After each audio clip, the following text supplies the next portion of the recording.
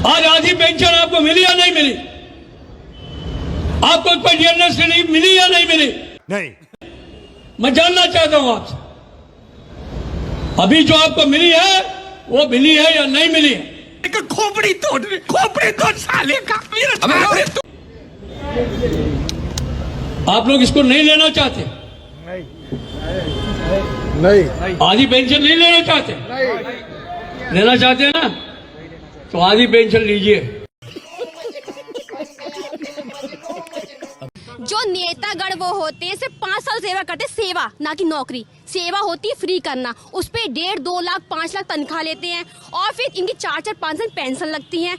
दोस्तों अगर आप लोग का एग्जाम अच्छा गया होगा एएलपी स्टेज 1 का, तो आप लोग एएलपी सेकंड स्टेज के लिए basic science and engineering drawing subject के लिए, general science and engineering drawing के लिए आप लोग ये बुक ले सकते हैं, परचेस कर सकते हैं, जिसमें स्टडी मटेरियल रहेगा, ऑब्जेक्टिव क्वेश्चंस रहेगा, प्रीवियस ईयर क्वेश्चंस रहेगा, साथ में सारे जो सिलेबस है उन सभी का आपको ऑब्जेक्टिव क्वेश्चन के साथ, प्रीवियस ईयर क्वेश्चन के साथ आप लोग को स्टडी मटेरियल मिलेगा। तो इसका मैं डिस्क्रिप्शन में लिंक दे दूंगा, वहां से आप लोग परचेस कर सकते हैं। रेलवे तो जब इतनी पेंशन ले सकते हैं सिर्फ 5 साल के लिए, तो हम तो 60 साल काम कर रहे हैं ना, क्या हमारा अधिकार नहीं है? हम 60 साल 65 साल काम करते हैं तो हमारा अधिकार कि हम कुछ ले सरकार से लेके रहेंगे। तो हम सरकार से विनती करते, भीख मांगते हैं कि ये जो सरकार हमारी पेंशन खा गई है, माननीय मोदी से कहते हैं प्लीज हमारी सरकार ये हमारी पुरानी पेंशन बहाल कर दे। और अगर नहीं कर सकते तो अपनी ओपीएस जो पुरानी पेंशन वो छोड़ दे, एनपीएस नई सरकार नई जो पेंशन के हमको दे रहे हैं, एनपीएस न्यू पेंशन स्कीम, वो सारे मुख्यमंत्री प्रधानमंत्री जितने भी नेता सारी वो ले लें, हम भी ले लेंगे। Say no to NPS UPS only OPS. आइए अब इसमें क्या क्या अंतर है इन सभी स्कीम पर ये देखते हैं। देखिए दोस्तों देखते हैं, चलिए यूपीएस, एनपीएस और ओपीएस में अंतर क्या है और आपको क्यों चुनना चाहिए ओपीएस का ऑप्शन।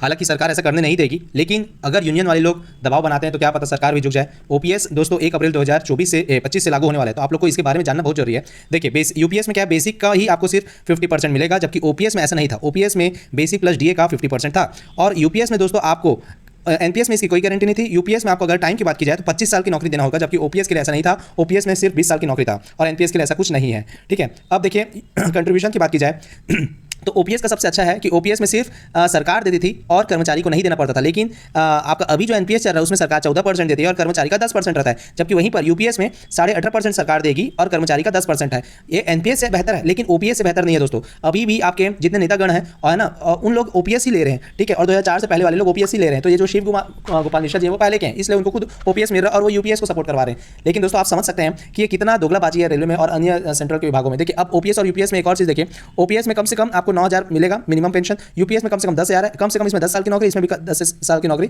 इसमें एनपीएस में कुछ ऐसा नहीं है मिनिमम पेंशन। अब फैमिली पेंशन में देखिए यहाँ पर ओपीएस में आखिरी पेंशन का आपको 60% मिलेगा, यूपीएस में भी आखिरी पेंशन का 60% है, एनपीएस में ऐसा कुछ नहीं था। ठीक है, अब यहाँ पर देखिए एक मुश्त रकम के हिसाब से ओपीएस में एम्प्लॉय का कंट्रीब्यूशन का 100% मिल जाएगा और ग्रेजुएटी पर 40% तक पेंशन ले सकते हैं, जबकि यूपीएस में आपका मंथली सैलरी का 1/10 ही मिलेगा हर 6 माह की नौकरी पर।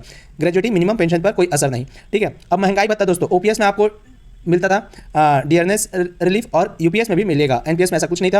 वीआरएस अगर कोई वॉलंटरी रिटायरमेंट लेता है ना, जिसको वीआरएस बोलते हैं, तो ओपीएस में बेसिक प्लस डीए का 50% है, कम से कम 20 साल की नौकरी। और यूपीएस में वीआरएस क्या क्या सुविधा है कि 60 साल की उम्र में पेंशन मिलेगा, मतलब इसमें आपका मात्र 20 साल तक है और इसमें अगर आप 60 साल के होंगे तभी आप वीआरएस ले सकते हैं, तभी आपको पेंशन मिलेगा, या 60 साल की उम्र में पेंशन। एनपीएस में ऐसा कुछ नहीं है।